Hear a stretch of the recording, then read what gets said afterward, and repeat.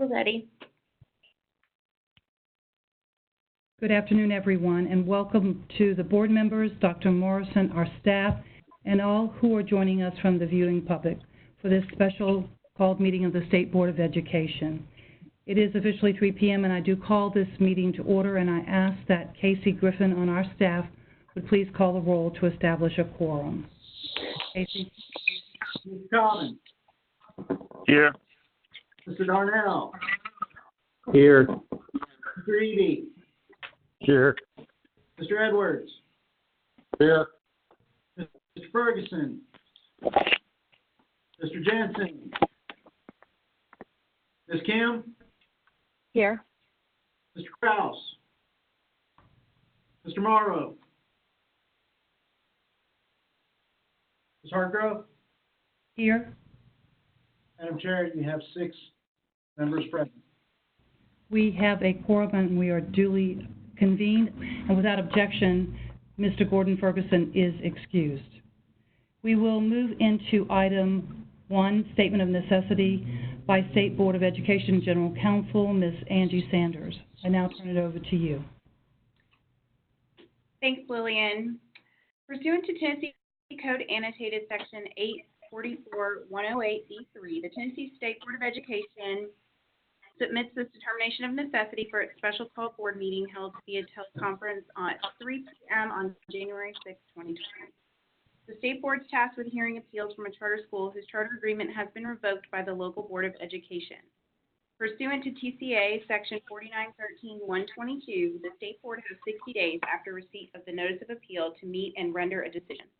In this case, the appeal from Southwest Early College High School was received by State Board staff on November 8, 2019.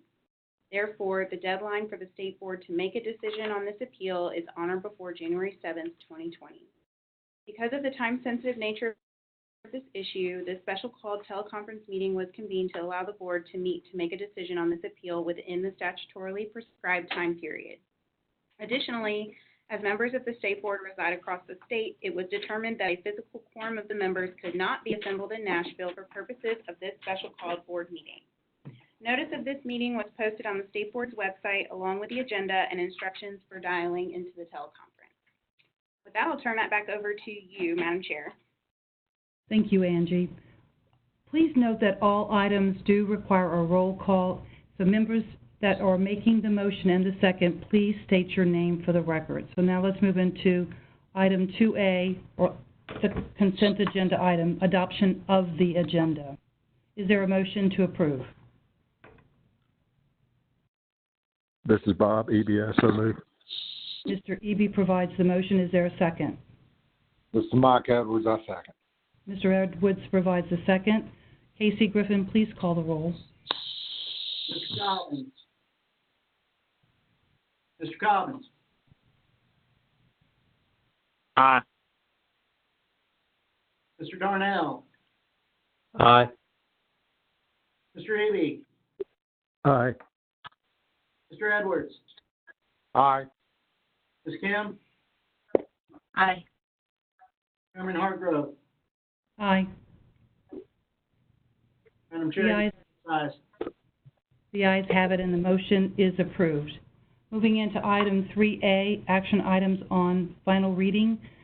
Southwest Early College High School Revocation Appeal to the State Board of Education, which is on first and final reading, and I'm going to turn it over to Dr. Sarah Morrison.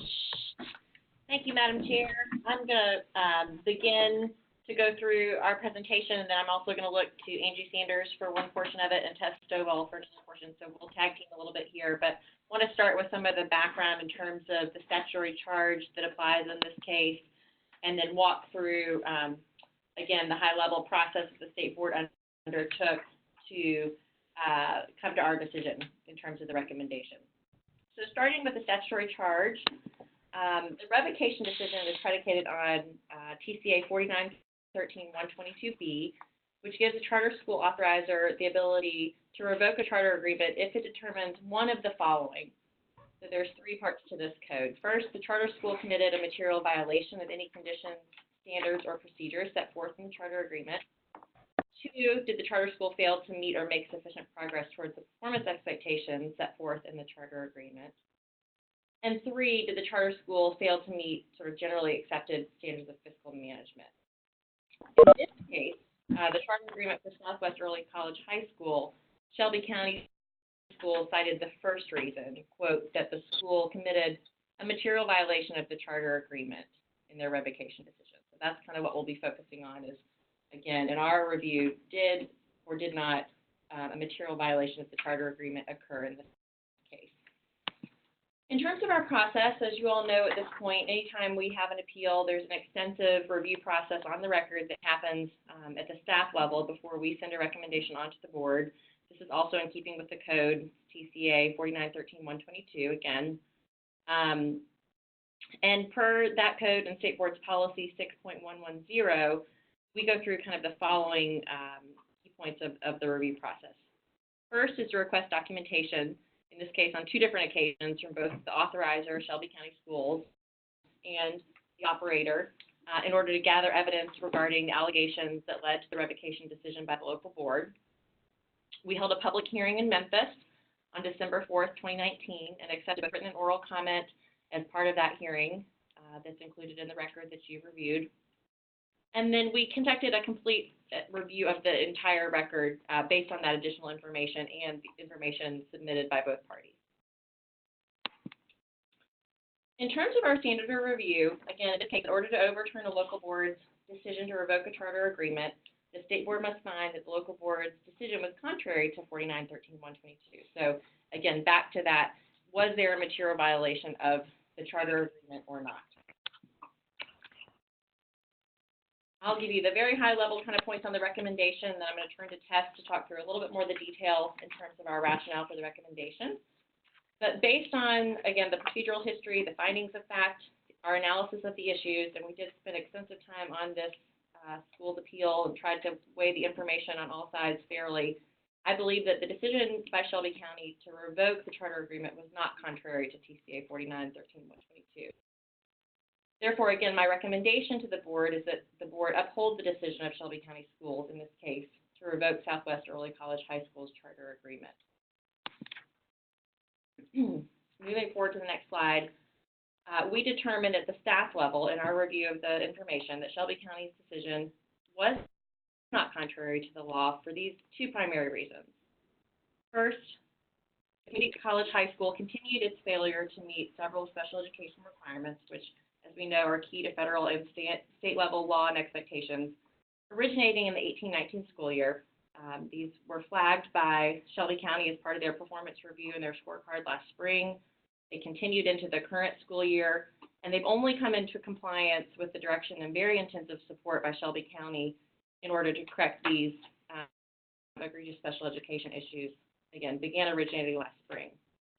The second material issue that we found in our review of the information was with regard to the partnership with Southwest Tennessee Community College and the fact that that community college terminated its partnership with the high school in response to the leadership failing to fulfill their agreement in multiple ways that were documented by the community college in their termination letter to the high school.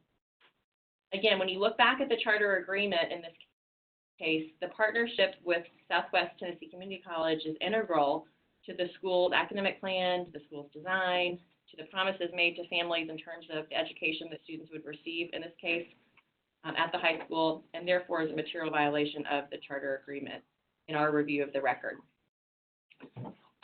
At this point, I'm going to look to Angie to now read, I think we have one statement from the operator. We don't have a statement from Shelby County, but we'll read that into the record. And then I'm going to ask Tess to go through in a little bit more detail, both the timeline leading to today's meeting, as well as more detail on both of those issues that we found to be material in our review of the record. Thank you, Sarah. Dear members of the Tennessee State Board of Education, we ask you to overturn the decision of Shelby County Schools to revoke our charter and close our school. Southwest Early College High School is an excellent school. SDS recognized this over the past 2 years by giving us operational scores of 4.89 and 4.40. Our academic results are higher than the SDS schools our students are zoned to attend. We expect more than 25% of our first senior class to complete not only a high school diploma, but also an associate degree of transferable credit toward a bachelor's degree. The report you received recognizes 2 short-term issues we encountered early this school year. SPED services, and our community college partnership. The report also shows these issues have been resolved. It is that resolution that matters. A vote to keep our school open will encourage schools to be candid about problems they face and work towards solutions with their authorizers. Closing our school will signal that asking for help could by itself be grounds for revocation. With respect to SPED students, the report states SECHS is currently compliant in all special education requirements and has provided all necessary compensatory services. Although the report asserts that SES provided SECHS with notice of these issues and our school did not improve in a timely manner, the SCS public hearing and board meeting in late October demonstrate otherwise. 3 SCS board members voted against revocation because they believed SCS needed to provide notice to our school. That board urged SCS to work with its charter schools, especially during their first years of operation. Finally, the record establishes that our staff and management have worked proactively and diligently to continue proper and consistent services to students with IEPs, so all of our students have a positive and enriching experience in the high school and college classroom. With respect to our college partner, we were not happy with Southwest Tennessee Community College's unilateral decision to terminate our memorandum of agreement barely a month after signing it. We were disappointed that college leadership refused meetings with staff and board members thereafter. However, we hope that this board will not rely on the inaccurate and accusatory letter from STCC referenced in the report as the basis for revoking our charter. Instead, we ask that you allow us to provide evidence of how we worked with STCC to solve issues and bridge divides. Fortunately, we have identified new partners that will offer our students an even better college experience. These partners have provided letters of support, and we are excited to work with them. Although we will no longer hold classes in a building on STCC's campus, our students will still attend college courses, have an immersive experience in a higher education community, and be able to earn credit toward a college degree, all of which is in line with the tenets of an early college high school. SECHS fills an important niche in Shelby County. SCS, sadly, has chosen to revoke our charter and eliminate this niche altogether. We ask the board to allow our school to stay open so we can work with the great universities and colleges in Memphis with whom we have started new partnerships. We thank you for your consideration of our appeal. We acknowledge that we have faced issues, but as the report indicates, we have solved each of those issues as you and SCS have a right to expect. In this board's most recent charter revocation vote, a key factor in overturning a planned revocation was the refusal of the school district to work with the charter to solve issues that have lingered for many years. Here we faced issues for 2 short months, and those have all been resolved. We ask that you allow us to continue serving our students and that you overturn the Shelby County Schools' decision to close our school. Sincerely, Sharon Jones, Board Chair, Artesian Schools, Incorporated.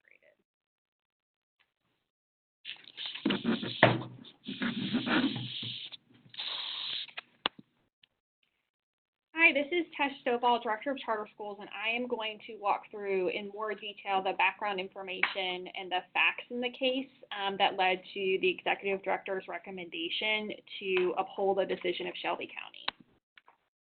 So first, from a timeline perspective, in August of 2019, at a board meeting of Shelby County Schools, there were numerous complaints that were provided by both parents of current and former students, as well as written complaints sent directly to Shelby County Schools from parents and former staff members, which prompted Shelby County to initiate an investigation into the operator.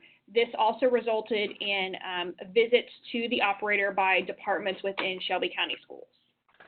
September the 10th of 2019, the president of STCC issued a letter to the operator terminating their partnership, which was effective, the termination is effective at the end of the 2019-20 school year.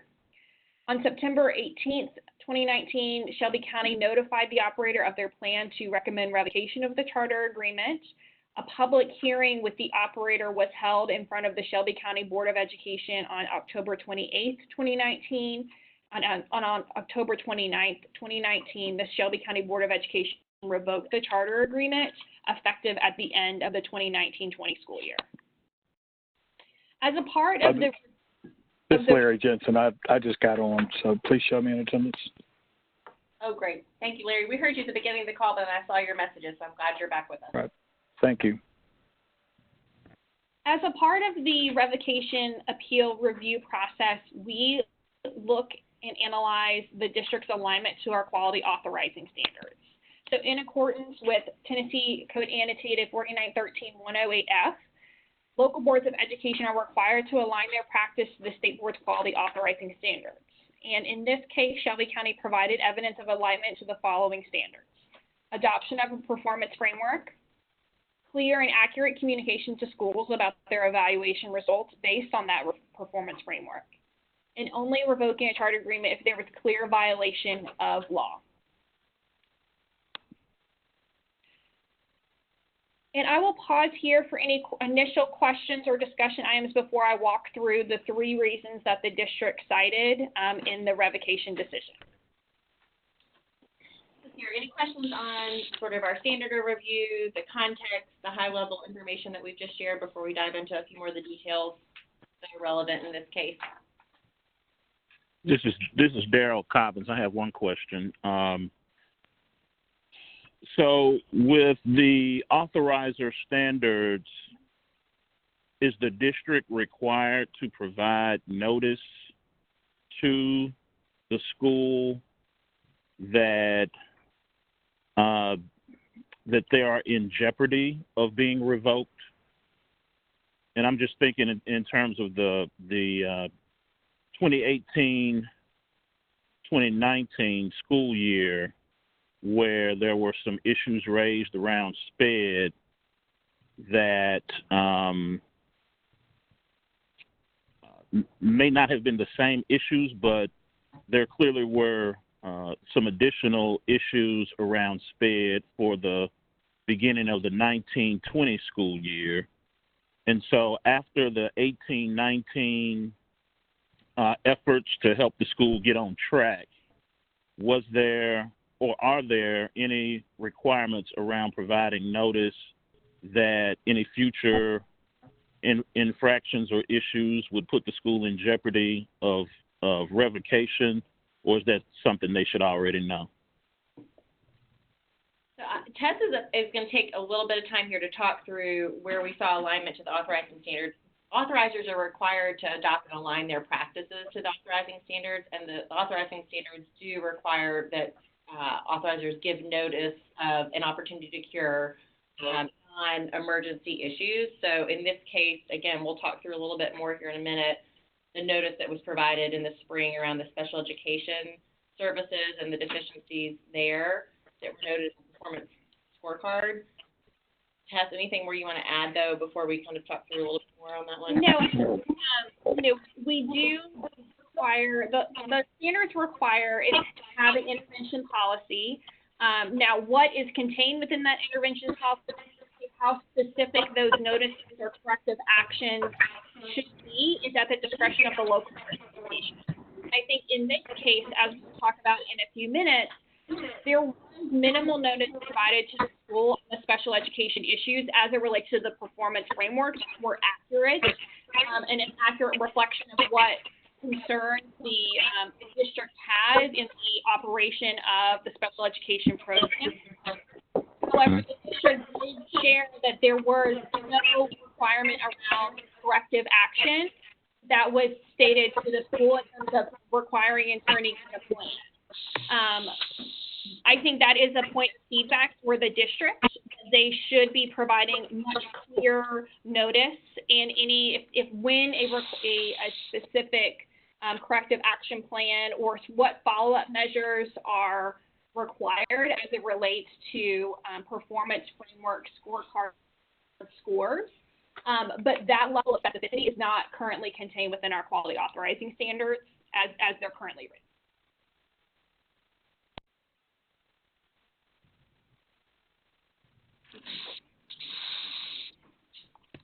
Any follow-up questions? Does that answer your question? Anything more there? No, that's fine. And Tess, this is Lillian.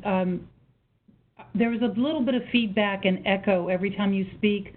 I heard clearly everything you said, but it could get worse. So as you proceed, I'm not sure if you're too close to the phone or if there are other factors where you are located. So keep that in mind, and I might jump in and ask you to adjust where you're positioned or something. Do you have any idea what might be going on? Are you remote? No, we're all here together. I think it may be Elizabeth. Once you speak. Sure. Hi, Lillian. I think that maybe one of the members on the call has their computer speakers on loud enough that it's getting picked up by a microphone, and that was what was causing the problem. So I would just advise everybody to just be aware of that and stay on mute unless you're talking. Probably. Exactly. Just going to say we should be muted until we have an opportunity to speak. Okay, thank you. So let's talk a little bit more to Daryl's question about alignment to quality authorizing standards. Tess is going to walk through, in this case, sort of what we've seen here in terms of alignment. Sure. So the first issue that was raised with regard to the revocation decision was around special education services. And this is one of the two issues that we at the staff review level determined was substantiated and resulted in a material violation of the charter agreement. So when we looked at the facts in this case, we see that the operator received a 1 out of 5 score in 6 of 10 areas that are rated on the Shelby County Schools operational scorecard, specifically in exceptional education. This resulted in a total score in exceptional education of a 2.7. When we analyze that particular score against what other charter schools had received in the exceptional education portion of the scorecard, 2.7 was certainly an outlier and was one of the lowest scores on that particular section of all charter schools in the 2018-19 school year. Then we saw evidence that the special education issues worsened into the 2019-20 school year, warranting immediate and intensive intervention by Shelby County. Specifically, when Shelby County visited the school, there was not a complete plan for services to all special education students.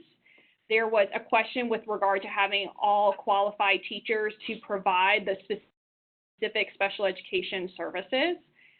The school had not contacted the community college to determine what accommodations would be provided and how accommodations would be provided to special education services to those students until after the school year had already started.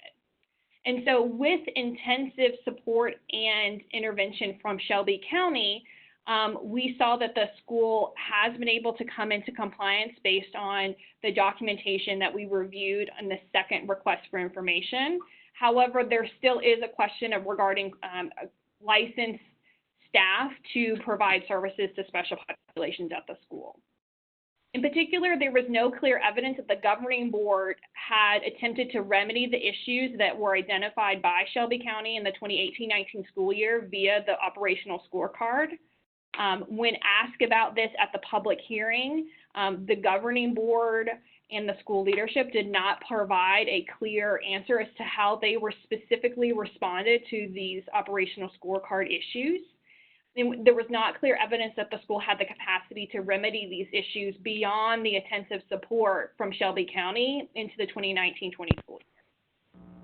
And so what we determined after analyzing all of the facts is that the non-compliance issues specifically related to special education were significant and systemic. I think it's important to note that we are not talking about 1 or 2 IEPs that were not being fulfilled or that signatures were not on IEP required documents. The entire special education program was not being implemented for all students within the school at the beginning of the school year, and was only compensatory services were not being provided. And only after that intense intervention from Shelby County was the school able to remedy these issues. We found that the continued failure, particularly around special education, is a material violation and does merit revocation of the charter.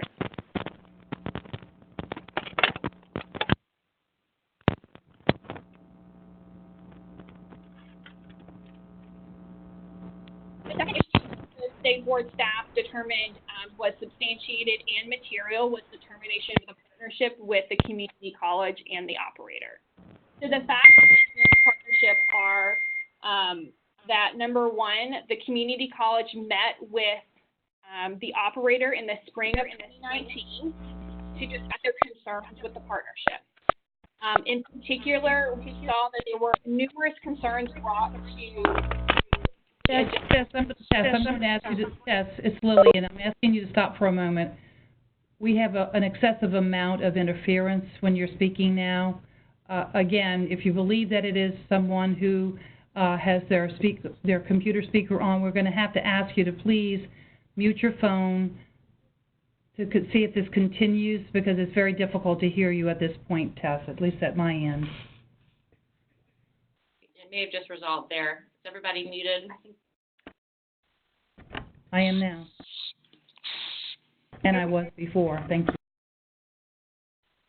So to begin again on the termination of the partnership with the community college, the facts in this particular issue is that we had evidence of a meeting in the spring of 2019 between the community college and the operator, where there were several concerns noted by the community college in their current MOU and the fulfillment of the MOU with the operator. We saw that the community college and the operator negotiated over the summer of 2019 a new MOU, which was signed into effect in the summer. And then what we saw was continued issues between the community college and the charter school after the new MOU had been signed, resulting in the termination of the partnership on September 10th of 2019.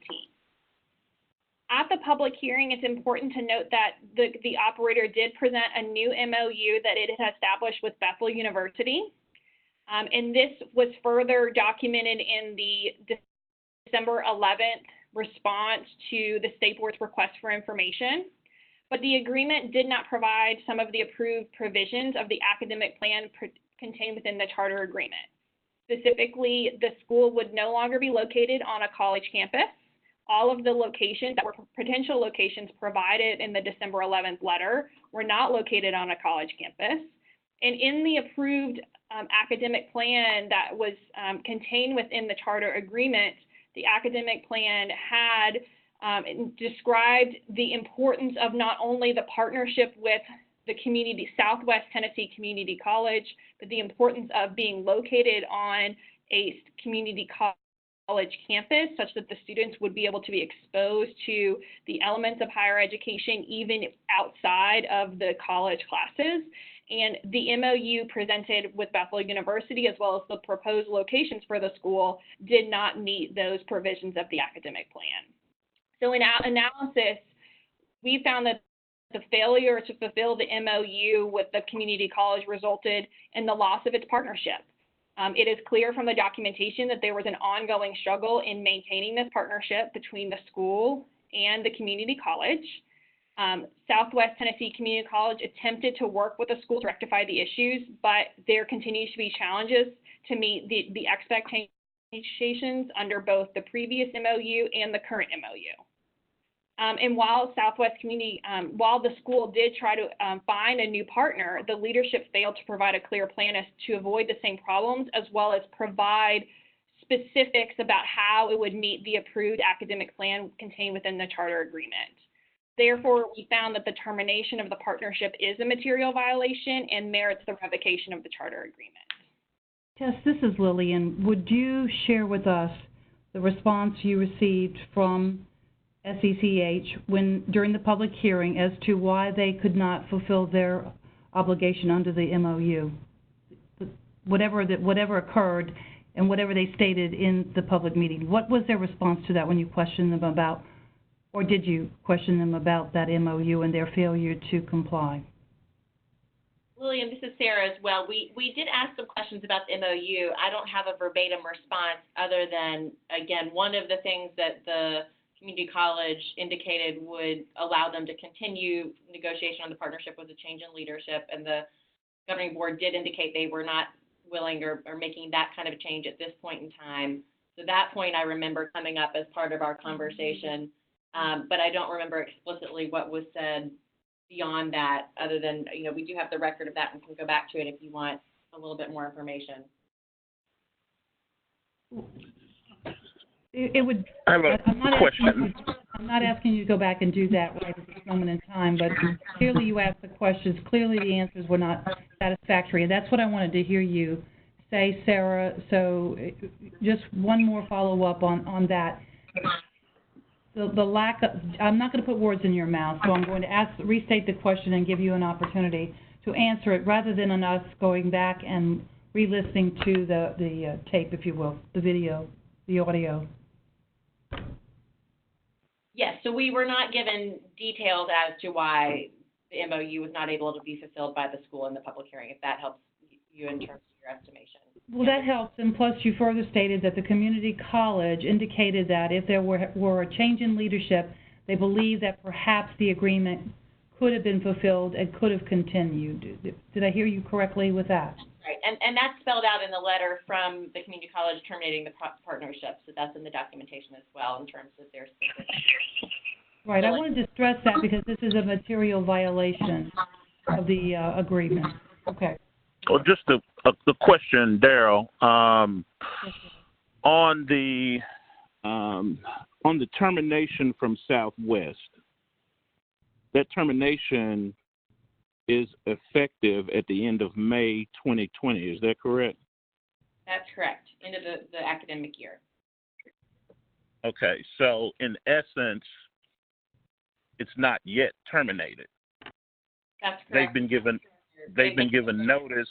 They've been given notice that the relationship will end May of 2020. And so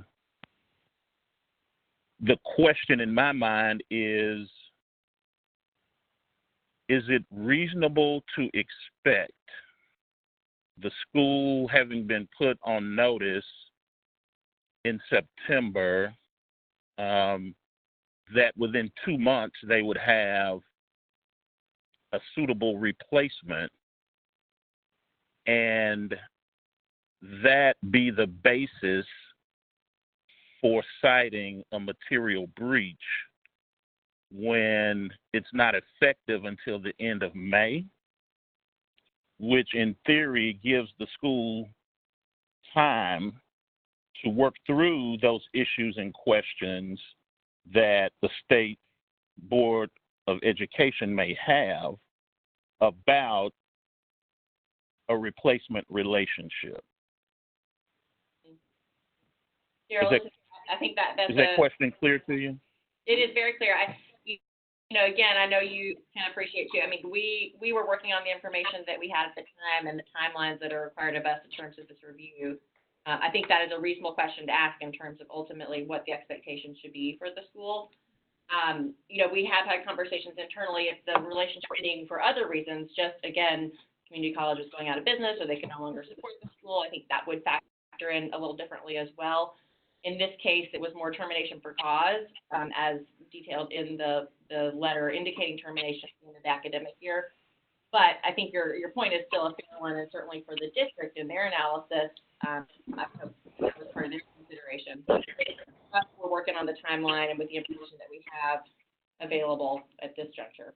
And this is Tess. I did want to add that at the public hearing that the district had for the operator said that they were willing to relinquish their charter at the end of the academic year if they were not able to find a suitable replacement for their terminated partnership.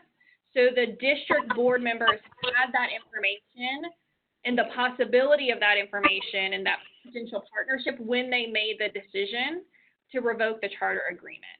So, really when we were looking at the analysis, it was based on the fact that the local board was not confident that proposition was enough to allow them to be on probation, specifically around this termination of the partnership, looking at was there evidence available in the record such that this was a material violation.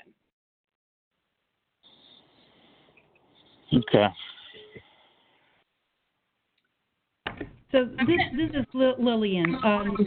Hearing the question that Daryl posed and the response that you provided, I'm sitting here wondering, and you may not know the answer to this, because when you give notice, we have had issues in the past where the notice was we're going to shut you down, we're going to sever our relationship with you in a very short period of time, and doesn't give an option for finding an alternative solution. And so that may very well be the rationale behind giving them leeway in the event that their charter would not be revoked, and that they could go forward with another partner. That just seems logical to me. And it takes time to make those adjustments. So clearly it sounds like, and that's what we're hearing today, and through all the documentation, that Shelby County Schools made that judgment, and so did the actual Southwest, to sever that relationship. And I don't know if that made sense, but I think when you're severing a relationship, you have to give them time to find an alternative. And so I don't know that there would have even been any mindset to try to work on solving the issue between the two, Southwest and the charter school. So if that makes any sense, just to try to. This is Larry Jensen. Hold on one point, and now just one quick point. I do want to make it known that, you know, we did request additional information from the operator as late as December 11th, and so we have collected. So to a certain, yes, you know, we were not able, based on the statutory deadlines, to provide them until the end of the academic year to provide us additional documentation of how they were remedying the partnership or pursuing a different partnership, but, you know, we have accurate or up-to-date information as of December 11th. So the school did have 2 or 3 months to kind of get their get a new proposed relationship together, such that they would be able to fulfill the academic plan. But we didn't see any of the documentation in the records such that we felt it would meet the provisions of the academic plan. This is Larry Jensen. Go ahead, Yes, Larry. So we've been provided since that December 11th. I was at the hearing. I think it was the 4th. Is that when it was? And they were obviously working on that. And they have provided me a letter from Christian Brothers University, who is also doing a middle college dual enrollment, the CBU stating that they'd be willing to enter into that. And whether they've gotten it agreed to or not, I don't know. But that's after the deadline, but within the time before the end of the academic school year. They've also advised me, and I think this will come up in a minute, that they are down to 3 or 4 locations. And one of those locations, I think, with CBU, they'd be near a CBU campus at the Crosstown Concourse, which, again, I haven't investigated all this, but that's what I've been advised. We haven't seen any of that documentation, Larry. This is Sarah. But I think, as Tess said, you know, unfortunately, we're hemmed in pretty tightly by these statutory deadlines for collecting the information. So right. If that's evolved on their end, that's news to us. It's not part of the record. And this is Bob Eby. I just wanted to make one comment on Lillian's comment that they might not have had time to do any assessments. They actually did have an alternative option that Southwest Community College gave them, and indicated that they very well would be willing to consider keeping the relationship. And it was the board who decided not to take that option. So they did have an option. Correct? That's right. Yeah, as indicated in that letter that we mentioned in terms right. of the relationship change. Right. Let's talk about the last issue that Shelby County brought forth as part of their revocation decision, and Tess will explain that, again, this was not as much of a factor for the state board staff as we made our recommendation to you all, but let's finish that, and then we can discuss our questions on any of these issues and how they come together in terms of our recommendation and your vote. So the third issue that was referenced and was cited in the revocation decision was that there were failure to ensure that only licensed teachers were employed or otherwise used for instructional positions. So the facts that we determined based on the record was that in the first 2 years of operation, the school had had a perfect score on their operational scorecard as it related to licensed teachers. So this had not previously been cited as an issue for the school. In the first few weeks in late summer, early few weeks of the school year, the operator suffered 3 unexpected teacher departures, and struggled to find replacements. I think some of this was related to the publicity with regard to the conversation with the district with regard to the school's challenges. I think some of these departures were unrelated to the publicity and were prior to any of these issues surfacing in the public venue. But we did also find that evidence that the operator had taken several steps to correct the issue as quickly as possible. It appears to be currently in compliance. I will note that in the recommendation provided to the board that there was some discrepancy in the information that was provided by Southwest Early Community High School with regard to licensed teachers and teachers actually on the schedule.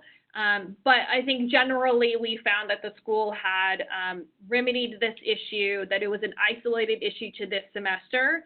Therefore, we did not find that it was a material violation and that they had been provided sufficient notice to use this and to cite this as a reason to revoke the charter agreement.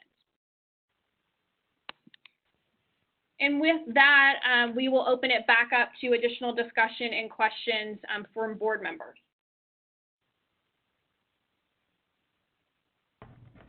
Are there any other questions or discussion? Just, I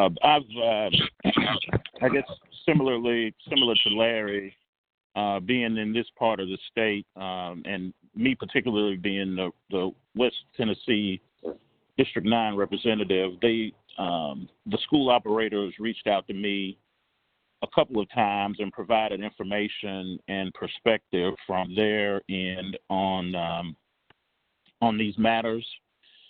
And I'll say that the waters seem to be very murky on their facts versus our facts and SCS facts, and I, definitely appreciate the work that's gone into this by our staff, and I know it's always a challenge to get these done within the specified time period. But as we have entertained a number of these revocations over the past year or so, I go back to comments that I've made in the past about charters in their first few years of infancy, and there seems to be a recurring theme as it relates to issues that come up, whether they be fiscal or operational, that I believe warrants a close look by the local district in terms of support services or monitoring or oversight on a continual basis, where issues that might be relatively minute at one point don't grow to become extensive, exacerbated, problematic issues that lead a charter towards revocation within its first 2 or 3 years of operation. And I think when we think about the children and the parents, the disruptive nature of these types of situations don't serve them well. And if operators, districts, and policymakers keep that in mind, I think there are solutions that could potentially help avoid these types of situations going forward if there's just some collaboration and cooperation on an ongoing basis between all parties involved. My concern in this particular instance is that this charter within its first 3 years, of course, has some challenges and issues. It sounded like a acrimonious relationship with the college partner, and in a situation like that, I think it might have been best for them to part ways, and I think Southwest took the onus on itself to make that decision. But I would also hate to penalize the operator for Southwest's decision at the time that Southwest made its decision, and them not being able to have the opportunity to replace that partner and prove that partner's suitability and compatibility to keep themselves in compliance with the charter agreement. The SPED issues, I just feel as though there should be some notice provided by the district that these items put you in jeopardy of revocation. And again, if there's some monitoring or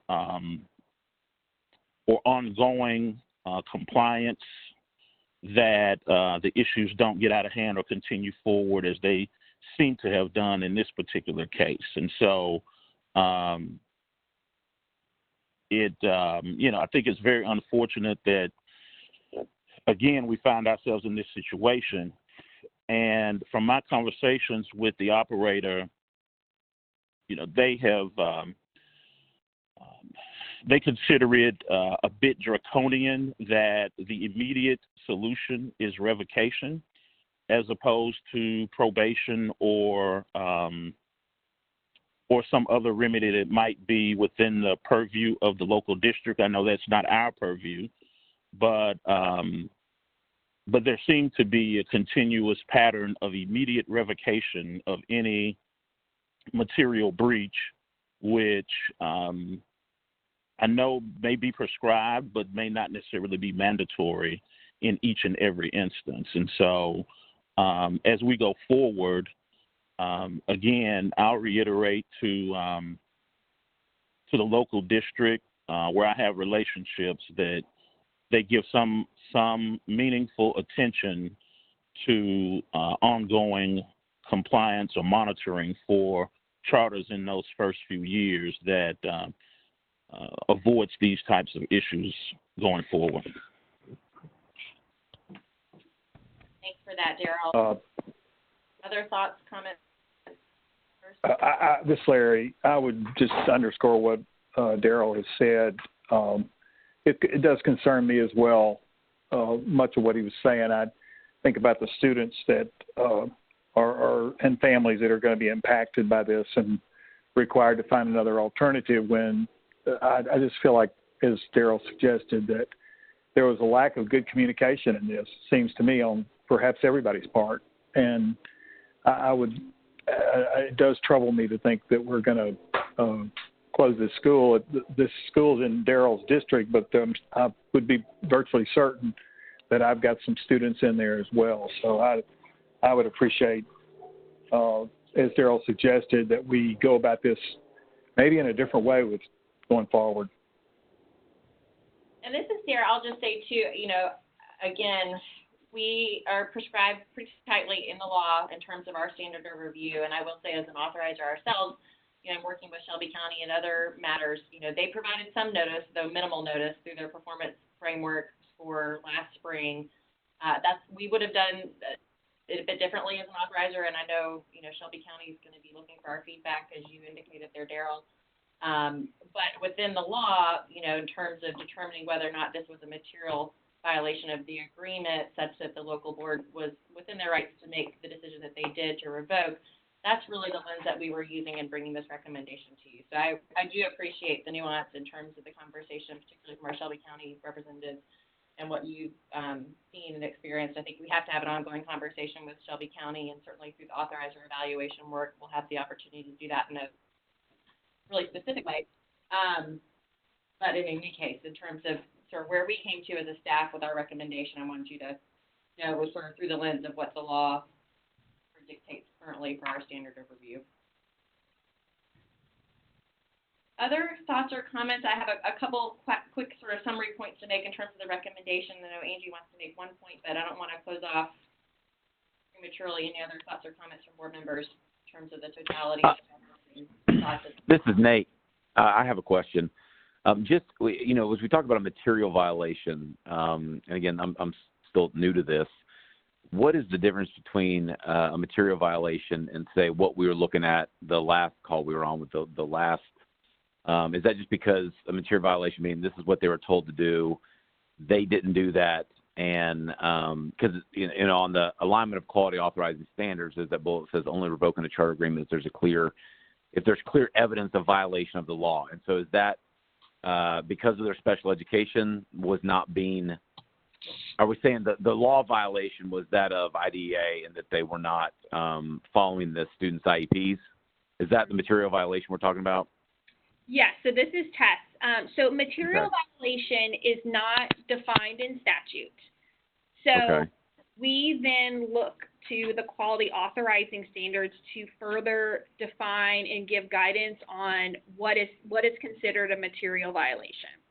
Okay. So the quality standards speak to providing notice and an opportunity to remedy, and I think in particular, a non-emergency issue. Okay. So when we think about, not all issues are going to be issues such that you are given an infinite amount of time to cure the issue, or even a month's worth of time to cure the issue. And Right. just thinking about how significant of a violation is it? Because certainly Mhm. you can go to any school, I'm not even going to say charter school, you could say you're in violation of X part of the code. Now, Right. I think the question in the analysis and the discretion that's left for an authorizer is how significant of an issue is that violation? How are we notifying you that there are concerns? And how are you as an operator taking it upon yourself to correct those issues? And so I think in particular, when we're thinking about the material violation law, was absolutely specific around IDEA and knowing that these students are some of our most vulnerable students in the school, and seeing that they had been put on notice beginning in the 18-19 school year that there were issues there were multiple issues that had been determined that the school was failing to give appropriate services or be in compliance. And that those issues not only continued into the 1920 school year, they actually got significantly worse, such that no student was being provided special education services by the school until Shelby County came in and supported them in their implementation. So I think it's looking at the violation of the law and the seriousness of the law, such that does it kind of reach the bar of material violation that would qualify for revocation. So in this situation, so 18-19 year, it said they had a 1 out of 5 in 6 of the 10 areas. So they got a 1 in 60% of their areas related to special education and providing services of the SCS scorecard. They were given the chance to then address it, and then it got worse in 1920? That's right. Is that correct?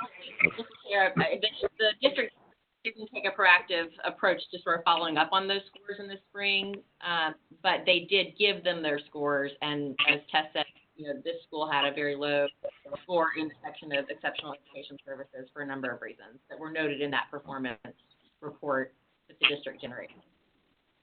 Okay. Just a question on that for clarification. When we discussed the SPED issues for the 1920 school year, are we referencing the visit by the Office of Exceptional Children that was 2 weeks into the fall school year? Or are we citing Cheryl, I would other? just say that the Shelby County provided their scorecard in the spring, and then exactly what you just said, they didn't come in and do a site visit until the fall, and that's noted in the timeline in terms of sort of 2 weeks into the school years, and Shelby County stepped in and did kind of put things on course. You broke up a little bit just then, Sarah. Can you hear me now? Yes. Okay, I was just saying, we cut out there for a minute too, but I was saying that the notice came in the form of Shelby County's performance framework, and the one that Nate was referencing in terms of exceptional education services last spring.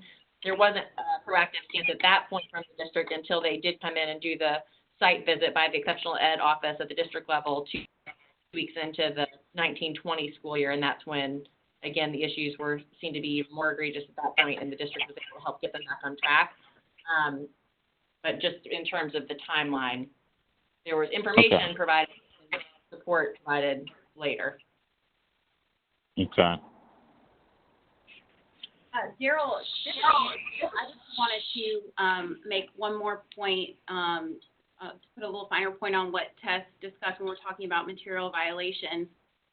Something that you'll see in Sarah's report when we were considering the two issues that we felt rose to the level of a material violation. When we looked at the authorizing standards where it discusses that you give the opportunity to remedy in non-emergency situations, the staff and Sarah made the recommendation that based on the evidence, these did rise to the level of emergency issues where a opportunity for remedy wouldn't necessarily need to be required.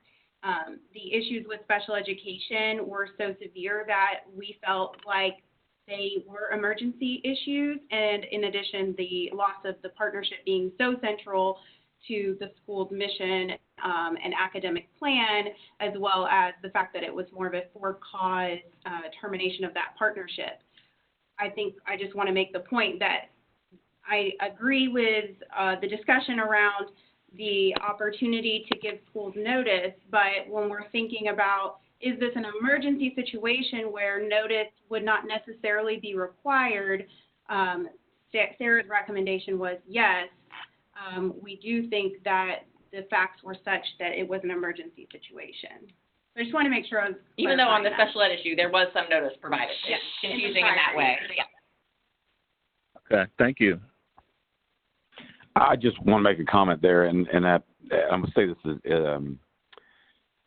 as a generalization, but any school who is receiving any sort of funding or has any students on an IEP, it's very basic practice that you follow what the IEPs lay out. So the IEPs are it is signed into law. Those are required things, and so it's not it's a basic thing that, hey, if this is what the IEP says, we need to do it. Like that's not if we want to do it, that's if we have to do it. And so I guess it reads like, so help me if I'm reading this incorrectly, that very basic general standard practices of students receiving appropriate services just weren't happening. Hey, this is that Sarah. correct? Our review of the record and our investigation, that is what we saw. It was the fundamentals. It wasn't this. It was a ticky-tacky. There were some things out of compliance. It was, the entirety of the special education program was not being implemented. Okay. Though there were students on IEPs. Correct. Okay. Thank you. Let me go ahead and make just a couple summary points again to sort of tie together my recommendation. Then we can open it up again for any last questions or comments before we would take a vote. But just to sort of reiterate the main points that led to my recommendation, which is to uphold the revocation decision by Shelby County in this case. First, that Southwest Early College High School did receive some notification, as we've just discussed, in the form of the performance report last spring about its failure to meet, as you said, Nate, very basic federal requirements for special education services. That was in the 18-19 school year. It did not effectively remedy or address those issues moving into the 18-19 school year. In fact, they worsened and required intense and unsustainable support from Shelby County in terms of ensuring that those students with special needs were receiving their required services. So again, I think we've discussed that, but just to reiterate that issue. Second, additionally, Southwest Early College High School failed to maintain a strong working relationship with their founding partner in the community college there in Memphis and lost that partnership as a result of its own actions. And while there was a new MOU and a new entity is in place, the Southwest Early College High School leadership, at the time of our review and the public hearing and the documentation that we reviewed, lacks a clear plan to ensure the success of this new partnership and to meet the same academic provisions that were laid out in that initial charter agreement. So based on those two issues, and again, the facts that we were able to consider as part of our review, my recommendation to the board is that the decision by Shelby County, while again, perhaps not done in the way that we would do as an authorizer, was not contrary to the law in terms of TCA 4913-122. So again, my recommendation to the board, based on the information we had to review, is to uphold the decision that Shelby County made to revoke Southwest Early College High School. And I know this is not a decision or recommendation that I take lightly, and I know it's not a decision that any of you take lightly, and I appreciate the really nuanced conversation that we're having about these issues that factor into both my recommendation and ultimately to your vote.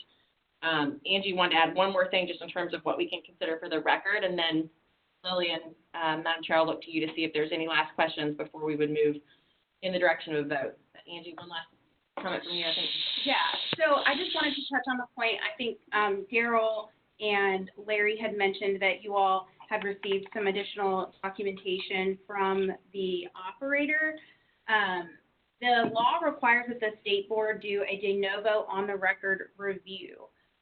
Those documents that you all may have received outside of or essentially outside of the record, they're not something that all the board members had the opportunity to review. The staff did not have an opportunity to review that in making a recommendation. And so I think that under the law, you all can certainly consider any conversation that you may have had, but in terms of any documentation that is outside of the record, that should not be considered in making your decision on this matter. Thank you, Angie. Let's determine if there are any other questions or discussion before we move into taking the vote. I have just one more question. This is Nate. In regards to the special education services, was there any communication from SECHS that they were being asked or they were asked to provide services that there wasn't adequate funding for? Was there any, I guess, what was their rationale for not providing those services? And was it something they had control over, or was something outside of their control? Based on a review of the evidence in the documentation that we received, specific funding was not ever brought up.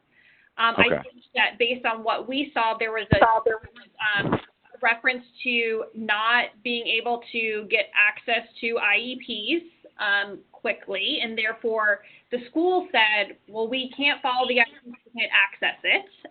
There were some issues with regard, I think, to lack of knowledge about how to implement the services of the IEP effectively. I think there were some scheduling challenges about how people could provide those services to multiple students in an effective way when there was a limited staff. I also just think there was leadership change at the school over the summer, and the person who was leading up the kind of the implementation of the school at that point, special education implementation was not their deep knowledge base. And so I think there was a general kind of lack of understanding about the regulations with regard to federal law implementation of these services, as well as how any sort of compensatory services would have to be provided before Shelby County really came in and provided that intensive support to the school.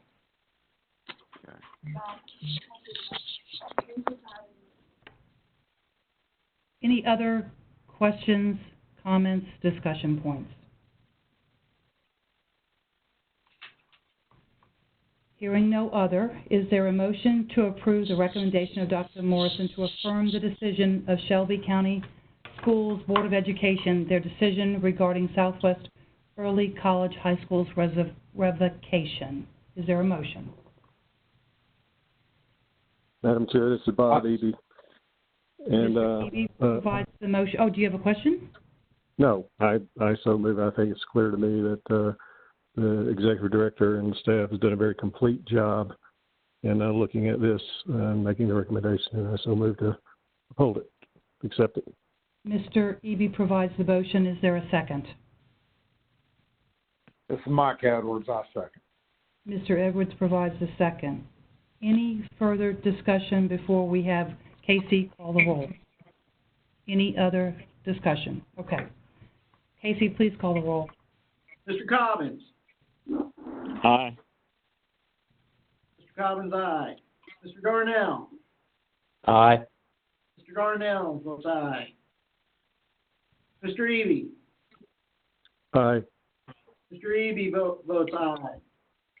Mr. Edwards? Aye. Mr. Edwards votes aye. Mr. Ferguson? Mr. Jensen? Mr. Jensen? Ms. Kim? I'm here. I'm here. I'm sorry. Had it muted. Aye. Mr. Jensen? Aye. Ms. Kim? Aye. Ms. Kim votes aye. Mr. Morrow? Aye. Mr. Morrow votes aye. Hargrove? Aye. Madam Chairman votes aye. Madam Chair, you have 8 ayes.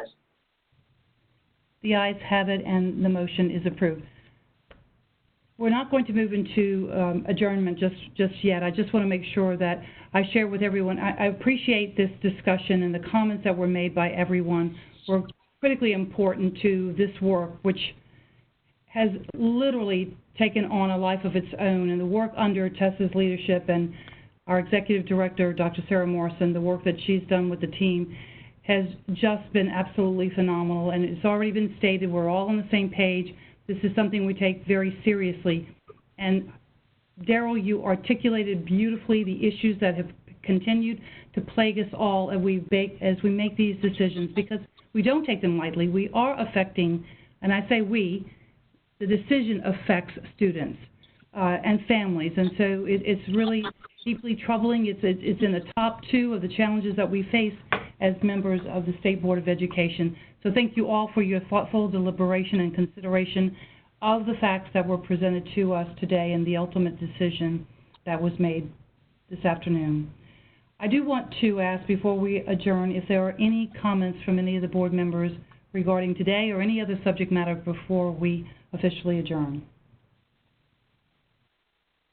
This is Daryl. I'd just like to thank Tess and her team and Sarah and everyone on our staff for the work that goes into bringing these recommendations to us. I know with the hearings and the travel and the process internally that you go through, I know you take it very seriously. I know it's not a simple and easy task in addition to everything else you all have to do. So I just want to say thank you.